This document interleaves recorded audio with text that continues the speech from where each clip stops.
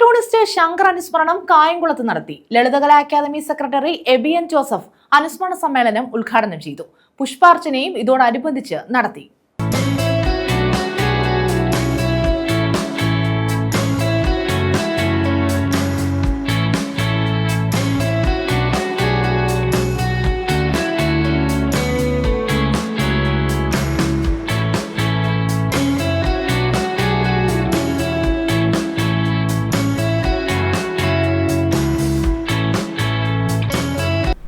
Cartoonist Shankar അനുസ്മരണം കായംകുളം ലളിതകലാ അക്കാദമിയുടെ cartoon മ്യൂസിയത്തിൽ നടത്തി. ഇതോടനുബന്ധിച്ച് പുഷ്പാർച്ചനയും സംഘടിപ്പിച്ചു.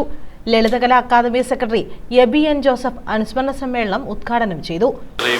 പത്രപ്രവർത്തനം പരസ്പരം സമ്മേളിക്കുമ്പോൾ ഉത്പാദിപ്പിക്കപ്പെടുന്ന ഒന്നാണ് കാർട്ടൂൺ. കാർട്ടൂണിൻ്റെ എസെൻഷ്യൽ ഇൻഗ്രീഡിയൻറ്റ് സറ്റയറാണ്, ആക്ഷേപഹാസ്യം.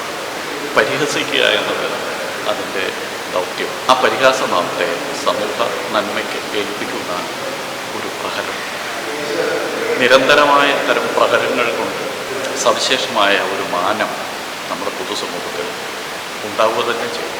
പക്ഷെ വളരെ പ്രധാനപ്പെട്ട ഒന്ന്, കാർട്ടൂണിസ്റ്റ് എന്ന സവിശേഷ പ്രതിഭയ്ക്ക് അനിവാര്യമായും ഉണ്ടായിരിക്കേണ്ട ഒരു വിശേഷ ഗുണം അദ്ദേഹത്തിൻ്റെ നിലപാടാണ്. അദ്ദേഹത്തിൻ്റെ രാഷ്ട്രീയം, അത് നിസ്വരോടൊപ്പം ചേർന്ന് നിൽക്കുക എന്ന രാഷ്ട്രീയവും താല്പര്യങ്ങളുടെ രാഷ്ട്രീയവും രണ്ടും രണ്ടാണ്. മുതിർന്ന കാർട്ടൂണിസ്റ്റും കാർട്ടൂൺ അക്കാദമിയുടെ മുൻ ട്രഷററുമായ മോഹനചന്ദ്രൻ അനുസ്മരണ പ്രഭാഷണം നടത്തി.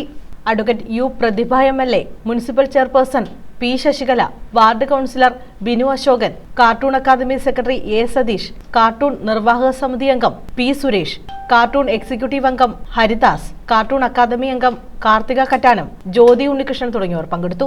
News bureau, Kayamkulam.